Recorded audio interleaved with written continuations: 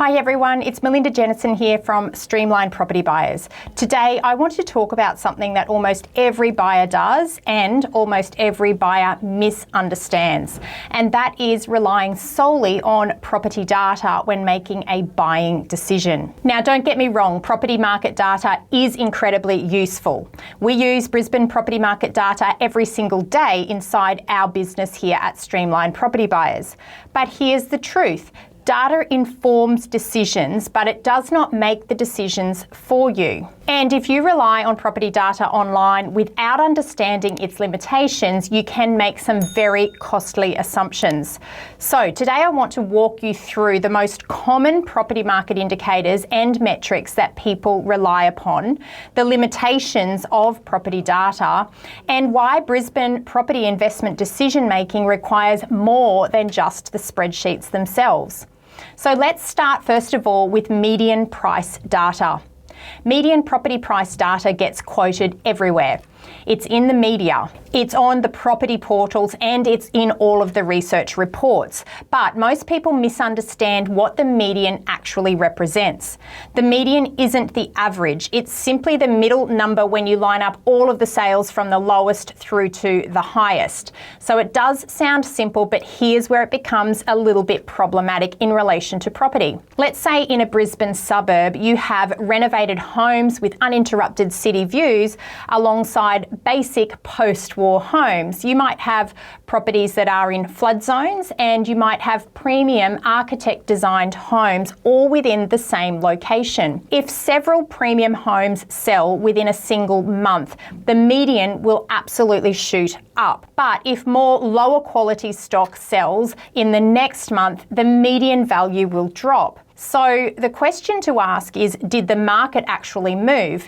Well, no, not necessarily, because what's changed was the composition of the sales. This is what we call compositional bias in property market data analysis. And Brisbane property market trends can appear volatile simply because the mix of stock that sells within a particular month may actually be different. So before reacting to a median price headline, you must always ask what actually sold. Now let's look at days on market. Is it really accurate? Days on market is another popular data point here in property market analysis. A low number for days on market typically represents strong buyer demand, and high days on market, slower buying conditions. That is the theory, but here's what most people don't actually realise.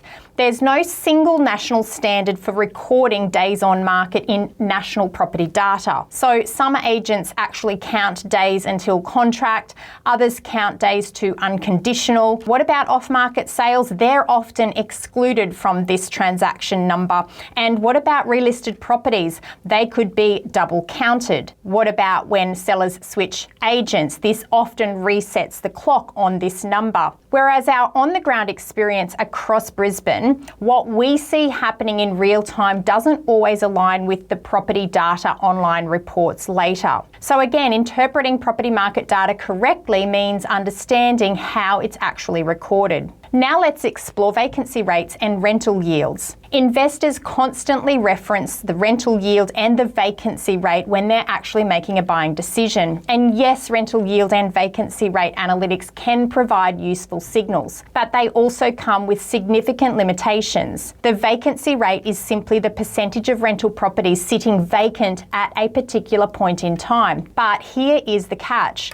Properties are often listed while tenants are still living there. So they may not actually be vacant for 4 weeks, even though the vacancy is picked up from the time it's advertised. But they do count as vacant today. So Brisbane property market data might show a 3% vacancy rate when real effective vacancy may be closer to 1%. Timing absolutely matters, and when you know on the ground how these metrics play out, you can make more informed decisions. Next, let's look at rental yields, which can be even more misleading. The gross rental yield is calculated using a median rent figure divided by the median price. But remember what we discussed earlier, because both of these medians can suffer from compositional bias. So if a suburb has mostly units selling that month, but mostly houses being rented, the yield figure for dwellings in that suburb becomes distorted unless the breakdown is by property type. And one of the biggest mistakes I see investors make is using suburb average yield for a specific property, because a 4-bedroom family home and a 2-bedroom unit in the same suburb will produce completely different yields. Property investment research methods need to assess yield property by property, not by the suburb average. Let's bring all of this back to Brisbane specifically. Brisbane suburb property trends do vary dramatically depending on location type. For example, inner ring suburbs have historically shown higher long-term growth, lower vacancy, and extremely high buyer competition. Middle ring areas have historically shown moderate long-term growth, balanced risk, and strong owner-occupier demand. What about the outer suburbs? Performance can be highly variable, and these areas are definitely more supply sensitive, and they are more investor driven as well. And this is where property market indicators and metrics alone fall short, because the data doesn't show street level desirability, school catchments, infrastructure impacts, flood overlays, noise corridors, or future development supply. And that's where local Brisbane buyer's agent advice becomes absolutely critical. So it's important to note that data is a starting point, but it should not form the ultimate decision when buying an investment property. Here's what I often see with first-time investors. They have the data and they've researched the vacancy rates, they've viewed the yields, and they've studied median values, but they still lack confidence. You might be asking why? Because the numbers don't tell you whether the street feels right, whether the block position is compromised, whether the layout appeals to owner-occupiers, or whether demand is broad or narrow.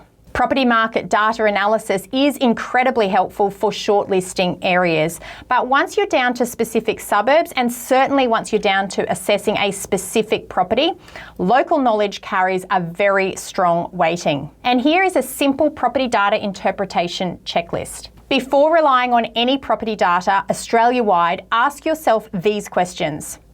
What type of property sold? How many total sales occurred? Were premium homes overrepresented within the data? Are off-market sales excluded? Is the rental yield suburb average or property specific? What are the street level conditions? Are infrastructure projects influencing the area? And finally, what are local agents reporting? If you can't answer those questions, the data is incomplete. Here's the bottom line. Property data has enormous value.